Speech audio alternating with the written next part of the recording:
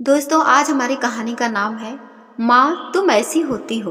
विमल बहुत परेशान था। उसे समझ में नहीं आ रहा था कि वो इस परिस्थिति में कैसे निपटे। वो अपनी माँ को बहुत चाहता था, किंतु उसकी पत्नी और बच्चे उसकी माँ से बहुत दूर भागते थे, क्योंकि उसकी माँ की एक आंख नहीं थी। साथ ही उसकी कमर भी 90 अंश पर झुकी थी। वैसे वह अपना काम सब खुद कर लेती है, किंतु फिर भी वो उसकी पत्नी और बच्चों के लिए हमेशा खटकती है। दादी, आप ऊपर के कमरे में जाओ, मेरे दोस्त आ रहे हैं, विमल के बेटे अखिल ने बड़े बेरुखी से कहा। पर बेटा, मैं तो यहाँ बहुत दूर बैठी हूँ, विमल की माँ ने बहुत प्यार से कहा। नहीं, आप उनके सामने मत रहो, वो मुझे चिढ़ाते हैं, अखिल ने जोर से डांटते हुए कहा।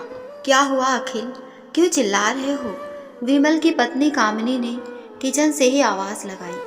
देखो ना माँ, ये दादी यही ड्राइंग रूम में बैठी हैं और मेरे दोस्त आ रहे हैं, अखिल ने शिकायत भरे लहजे में कहा। माँ जी, आप ऊपर चली जाओ, क्योंकि हम लोगों को लजवाती हो, कामिनी ने बेटे के पक्ष लेते हुए कहा।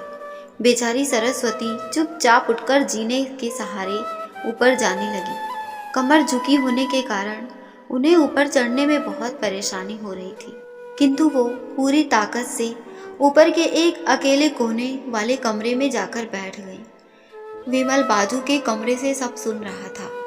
उसे कष्ट हो रहा था कि उसकी माँ को अपमानित होना पड़ रहा है, किंतु वो असहाय था।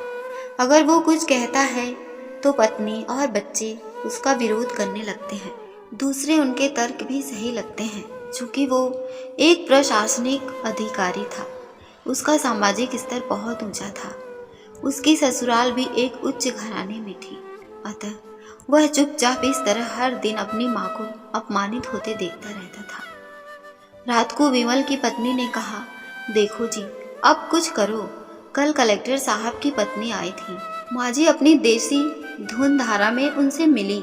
मुझे बहुत शर्म आ रही थी, बताते हुए कि ये मेरी सास हैं। मैंने कह दिया कि दूर के रिश्तेदार हैं, इलाज कराने आई हैं। विमल को रोना आ गया, किंतु फिर भी वह चुप रहा। उसे समझ में नहीं आ रहा था कि वो क्या करे। अपने बेटे की मन स्थिति को सरस्वती अच्छी तरह से जानती थी, और बेटे को कोई कष्ट न हो इसलिए वो हर बात को चुपचाप सह लेती थी। विमल बहुत उदास रहने लगा। एक तरफ परिवार और सामाजिक स्तर पर जीने की प्रतिबद्धता थी, तो दूसरी ओर माँ। आखिर माँ से अपने बेटे की यह हालत नहीं देखी गई। एक दिन उसने अपने बेटे से कहा, विमल, बहुत दिन हो गए हैं, मैं अपने गांव जाना चाहती हूँ, मुझे वहाँ पहुँचा दो, मेरा यहाँ मन नहीं लग रहा। किंतु माँ, वहाँ तो कोई नहीं है, तुम्हारी देखभाल कौन करेगा? विमल ने आश्चर्य से पूछा। अरे, सब गांव वाले तो हैं, और वो तुम्हारे मामा जी तो उसी गांव में रहते हैं, और फिर हम सारी व्यवस्थाएं कराएंगे ना।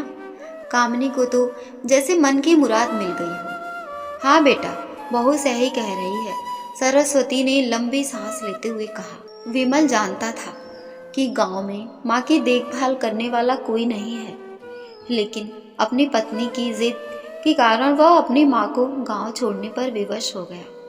माँ को गांव छोड़कर आते वक्त उसे रोना आ रहा था तथा अपनी बेबसी पर गुस्सा भी आ रहा था, किंतु परिवार, पत्नी और समाज ने उसके इन मनोभावों को दबा दिया और वो सुकून सा महसूस करने लगा। कुछ दिनों के बाद उसके चाचा, जो अमेरिका में रहते थे, आने वाले थे। जब विमल बहुत छोटा था, उसके पिता जीवित थे तब वो भारत आए थे, और उसके बाद वो अब भारत आने वाले थे। पूरा परिवार और आस पड़ोस बहुत उत्साहित था। अमेरिका से विमल के डॉक्टर चाचा आ रहे थे। डॉक्टर रमेश ने जैसे ही घर में कदम रखा, सबने मिलकर बहुत उत्साह से उनका स्वागत किया। क्यों विमल, भाभी नहीं दिख रही, कहाँ हैं? डॉक्टर रमेश ने उत्सुकता पूर्वक पूछा। जी, वो गांव में रहती हैं, यहाँ उनका मन नहीं लगा, कामिनी ने सपाट लहजे में उत्तर दिया। डॉक्टर रमेश ने विमल की ओर देखा तो विमल ने अपनी आंखें झुका ली। डॉक्टर रमेश सब समझ गए, बोले, कल हम भाभी से मिलने गांव चलेंगे सब लोग। दूसरे दिन सभी लोग गांव के घर में पहुंचे। देखा कि सरस्वती को बहुत तेज बुखार है और वो पलंग पर असहाय पड़ी है। डॉक्टर रमेश दौड़कर सरस्वती के पास गए, उनके पैर छूकर रोने लगे। सरस्वती की ये हालत उनकी कल्पना से परे थी। वाह बेटा विमल, तूने तो नाम उजागर कर दिया। अपनी माँ की ये हालत देखकर तुझे तो शर्म भी नहीं आ रही होगी। डॉक्टर रमेश ने विमल को लगभग डांटते हुए कहा। नहीं देवर जी, विमल का कोई दोष नहीं है। मैं खुद गांव आई थी, सरस्वती ने अपने बेटे का बचाव किया। मुझे सब पता चल गया भाभी, आप चुप रहो। क्यों बहू, तुम्हें अपनी सास की कुरूपता पसंद नहीं? समाज में तुम्हें नीचा देखना पड़ता है ना? डॉक्टर रमेश ने कामनी की ओर व्यंग से देखा। कामनी निरस्तर होकर विमल को देखने लगी। आज तुम जिस सामाजिक स्तर पर हो वो इन्हीं के संघर्षों की देन है। और बेटा विमल, तुम्हें शायद मालूम न हो कि बचपन में जब तुम 1 साल के थे तब छत से नीचे गिरने के कारण तुम्हारी एक आंख फूट गई थी और तुम्हारी रीढ़ की हड्डी में भी समस्या थी। तब तुम्हारी इसी कुरूप माँ ने अपनी एक आंख और अपना बोन मैरो तुम्हें देकर इतना सुंदर स्वरूप दिया था। कामनी बेटा, इतने सालों तक संघर्ष करके बेटे को प्रशासनिक अधिकारी बनाने वाली इस संघर्षशील औरत की तुम लोगों ने यह दशा कर दी। तुम्हें ईश्वर कभी माफ नहीं करेगा।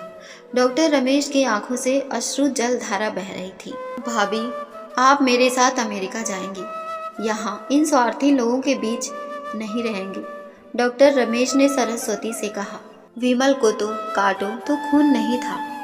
डॉक्टर रमेश जो उसके चाचा थे, उन्होंने जो राज बताया उसके बाद तो विमल को यही लग रहा था कि उससे ज़्यादा पापी इंसान इस दुनिया में कोई और है ही नहीं। कामिनी को भी बहुत पश्चाताप हो रहा था, किंतु उसकी हिम्मत नहीं हो रही थी कि वो सरस्वती से आंख मिलाए।